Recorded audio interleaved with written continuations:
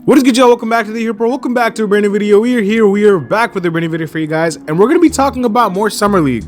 The Heat are currently on fire when it comes to their Summer League squad. They're going really crazy. They're currently 4-1 if you look at everything, the California Classic and the Vegas Summer League. But in just the Vegas Summer League, they're 2-0. They've been going really crazy. If only they play like this in real life in the actual season, I mean, it would be a lot less stressful as a Heat fan. But no, all jokes aside, though, it's been really fun to watch. We're going to be talking about a lot of these players and talking about exactly who deserves the two-way spots. We haven't really talked and addressed that. And there's been a lot of talk about, certain players here, certain players there, like who's going to get the two-way spots. Now, obviously, we have currently two-way spots to offer. Now, Drew Smith is currently occupying the third. I'm not a huge fan of Drew Smith. I mean, no shot to him, but I just think there's a lot more guys that deserve two ways than him. But the Heat clearly liked him. He's been in their pipeline for a while now, so we'll see. If it was up to me, there's three current names that I would be like, oh, these are the players that I would want on two-way deals for the Heat.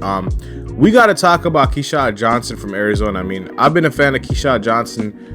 He just transferred to Arizona. He was at SDSU for 3 years before he transferred to the Arizona Wildcats, where he played with Pelle Larson and Caleb Love and Killen Boswell, who plays for Illinois now. So Keshad Johnson has been somebody who's had big games all year in college. It was kind of wild to me that he did go undrafted.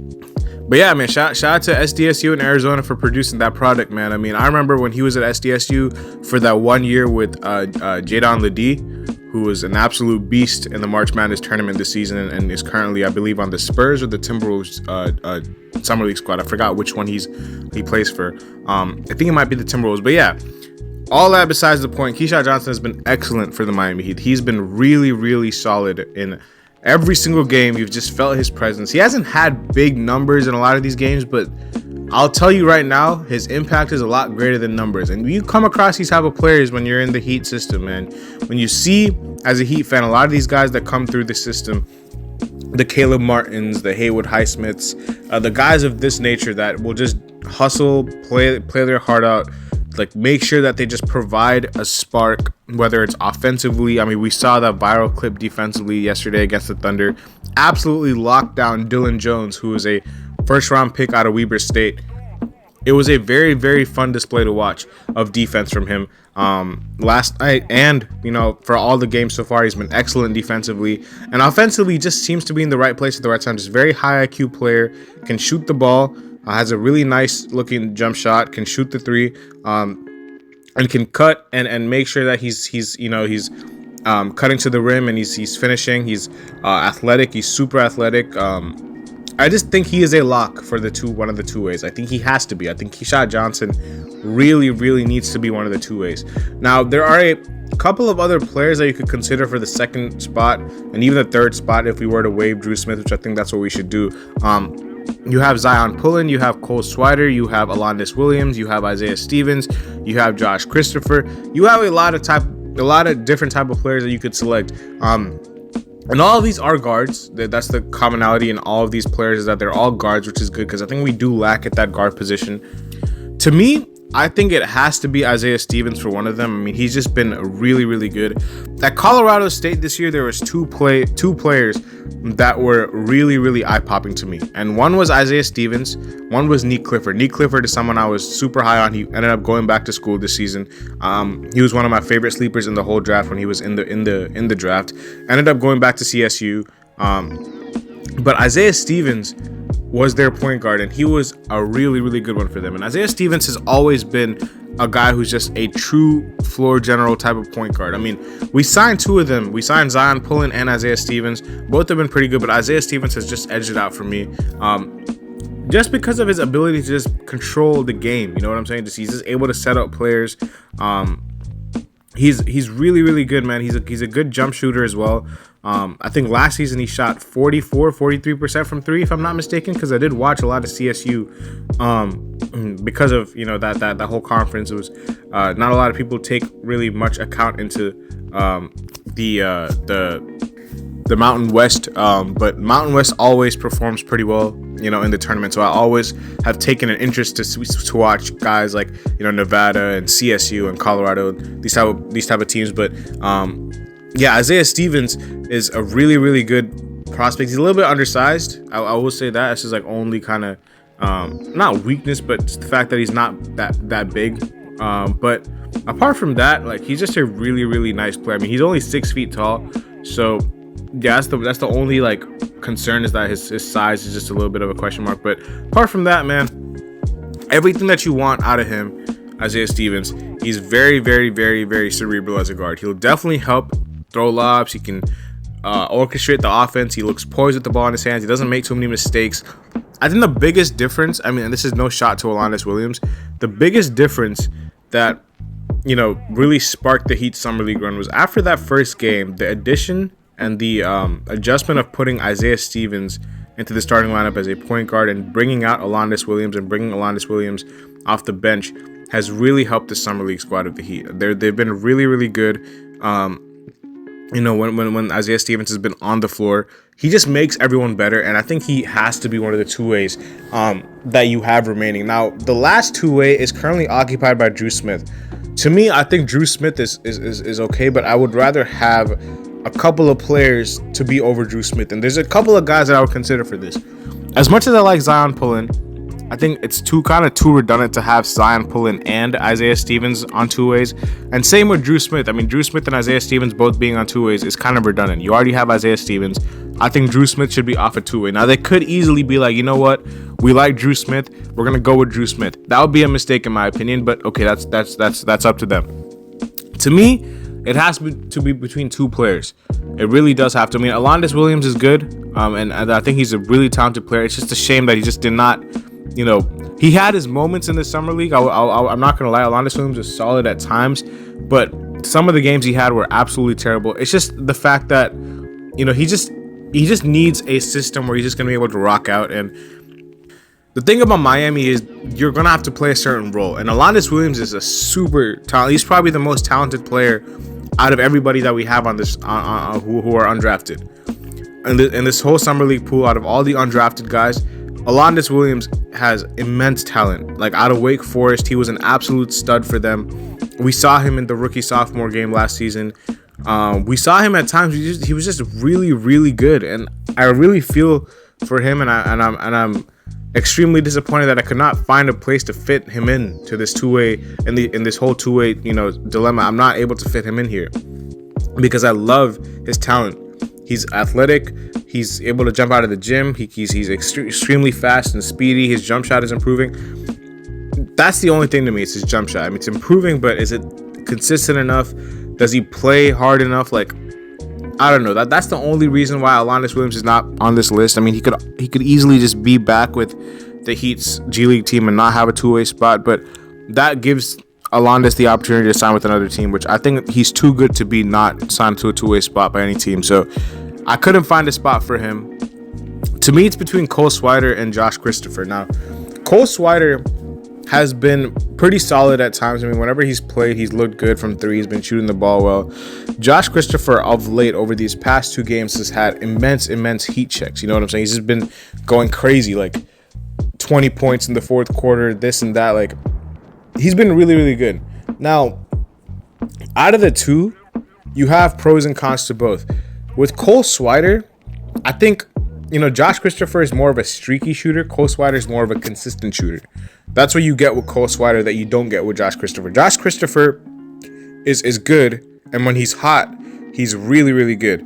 But Cole Swider is more of a consistent, I guess, three-point shooter. That's his specialty. That's what he can do. That's really Cole Swider's game. He's like a Max Strus type of player where he just runs off screens, Duncan Robinson-esque. He just runs off screens and shoots. The reason I said Max Strus is because Duncan Robinson has a little bit more of the passing and ball handling ability than Cole Swider. But to me, Cole Swider is just a pure knockdown shooter, and the benefit you get with him is that he's 6'8", so he can shoot it, and he's taller, so he can get them off a lot easier. Whereas Josh Christopher, I believe, is 6'4". If I'm not mistaken, he might be bigger than that, but yeah, I think he's 6'4" exactly. So you have a bigger player in Cole Swider. Now, what I will say is even though you have Cole Swider's shooting ability as more consistent and Josh Christopher as a smaller player in size, I feel like you have to kind of go with. I mean, signing Josh Christopher over Cole Swider would be such an anti-Heat thing to do because they always seem to love the guys who will just fit into a role, and the guys with lesser talent that they can just kind of plug and play, like Cole Swider. Josh Christopher is definitely more talented than Cole Swider as far as ability and skill is concerned. Definitely a lot better of a shot creator, can get to the rim, and is really athletic as well. So in my vote, I would go with Josh Christopher because he has more to his game, while still being a really good shooter. Although streaky, I think that can be worked on. But I expect the Heat to sign Cole Swider to one of these two ways. He's been in their pipeline development. What I do predict to happen is that Cole Swider will probably get one of the two ways. I cannot see him not getting a two-way from the Heat. Now, they did relinquish his two-way just a couple of days back, but I don't know. I think the Heat will re-sign him back. I think they will get him on a two-way. Now, I would rather go Josh Christopher. Again, it's not that big of a margin for me where it's really like, oh, if you pick Cole Swider, you're crazy. No, it's definitely a fair discussion to have, like, you know, depending on who you prefer. If you prefer a guy who's just going to run off screens and shoot for you and be a knockdown guy while being at 6'8", then you have Cole Swider there. Now, one of the things that I would prefer Josh Christopher for as well as defense. I think Cole Swider is a terrible defender. I'm not going to lie. I think he could definitely improve his defense. Josh Christopher is not as good of a consistent shooter, but can basically do everything else better than Cole Swider. So, which is why I would have Josh Christopher as the third two-way. Now, listen, if they want to go Cole Swider, they can go Cole Swider. But Josh Christopher, I mean, he was a 5-star recruit out of high school. He was 24th overall pick. He was playing really well with Houston this rookie year. I'm not sure what happened after that. I know the whole incident with Jalen Green, blah, blah, blah. But his talent has been never questioned. It's just about refining that. And I think Miami is a really good place to do that. You just need talented players. You just need talent on your roster, you know. And I feel like there's a lot more guys like Cole Swider who can be found where you can just find guys who can run off screens for you. Josh Christopher has a much more of a unique skill set than Cole Swider. So I would go with Josh Christopher. So my 3 two-ways would be obviously Keshad Johnson, Isaiah Stevens, and Josh Christopher. Those would be my 3 two-ways. Now, I predict that Keshad will get one, but I will not be surprised if they keep Drew Smith's two-way and they sign Cole Swider. I think that's what will happen.